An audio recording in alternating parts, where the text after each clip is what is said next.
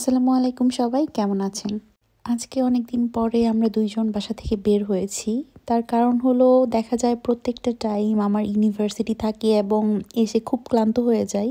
অন্যদিকে রকির অফিস দেখা যায় ২-১ দিন যা বন্ধ পাই তা আমরা রেস্ট করেই সারাদিন বাসায়ই আমাদের টাইম চলে যায়। আমরা কখনো কোথাও প্ল্যান করে বের হই না যে আজকে এই জায়গায় যাব। তো প্রত্যেকটা টাইম আমরা যা করি একটা ট্রামে বসে যাই। সেই ট্রামটার লাস্ট ডেস্টিনেশন যে জায়গায় সেই জায়গায় গিয়ে থামি। সেদিনও একটা ট্রামে গিয়ে বসি এবং ট্রামটি লাস্ট পর্যন্ত যেখানে গিয়ে থেমেছে আমরা সেখানেই নামি। তো এটা হলো গ্রামের সাইটে জার্মানিতে। তো এই গ্রামটির নাম হলো ফেলমার। তো আলহামদুলিল্লাহ সেই দিনটা সার্থক হয়েছিল। এত সুন্দর একটা ভিউ দেখতে পেয়েছি। যেদিকে চোখ যায় শুধু সরিষার ফুল ছিল। তো এক পাশে ছিল সরিষার ফুল আর অন্য পাশটি ছিল পাহাড়। তো দেখতে এত সুন্দর লাগছিল সবকিছু আলহামদুলিল্লাহ। তো আমরা একটু ছবি টবি তুলি এই পাশটা। আর এই জায়গাটা হলো সাইকেল চালানোর জন্য বেস্ট জায়গা। তো এখানে সবাই সাইকেল চালাচ্ছিল, আমরা দুজন এসেছিলাম হাঁটতে হাঁটতে যে পর্যন্ত যেতে পারি আমাদের প্ল্যান ছিল এটাই। তো এই তো এক পাশে ছিল পাহাড় এবং অন্য পাশে ছিল সুন্দর সরিষার ফুল। তো সব থেকে বড় কথা হলো এই জায়গার সুন্দর একটা মিষ্টি স্মেল ছিল চারপাশে, এই ফুলের কারণেই হয়তোবা। আর ভ্রমরগুলা চারপাশ দিয়ে ঘুরছিল, চারপাশে পাখির ডাক ছিল আর এত সুন্দর মিষ্টি একটা স্মেল। দুইজন চুপচাপ দাঁড়িয়ে কিছুক্ষণ ছিলাম। মাঝে মাঝে নিজেকেও এইভাবে টাইম দেওয়া প্রয়োজন। তো সেদিন মনে হচ্ছিল যে সব ব্যস্ততা, সব স্ট্রেস এক পাশে ফেলে আমি চলে এসেছি অন্য জায়গায়।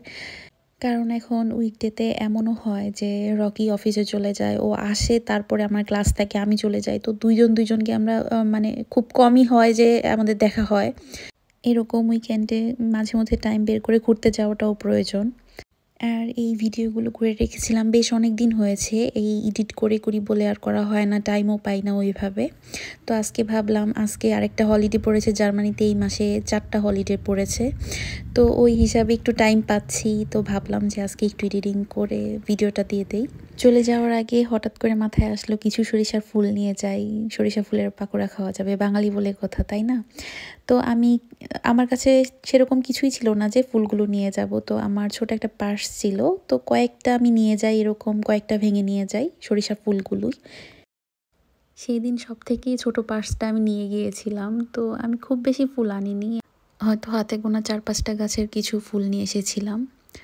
তো এই হলো সেদিন কিছু ক্লিপস আমার। এরপরে আমি আর এই বাসায় গিয়ে ফুলগুলো পাকোড়া করতে পারিনি। তার কারণ হলো এরপরের দিন ভোরবেলা আমাকে ইউনিভার্সিটিতে যেতে হয়।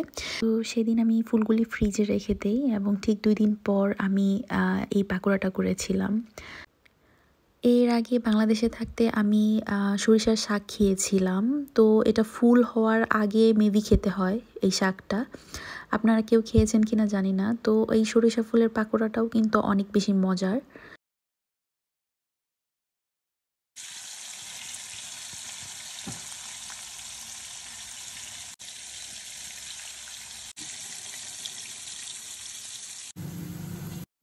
তো এই হলো আমার সরিষা ফুলের পাকোড়া।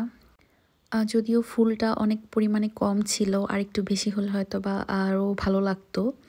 তো আজকে এই পর্যন্তই, দেখা হবে অন্য কোনো ভিডিওতে। সেই পর্যন্ত আল্লাহ হাফেজ সবাইকে।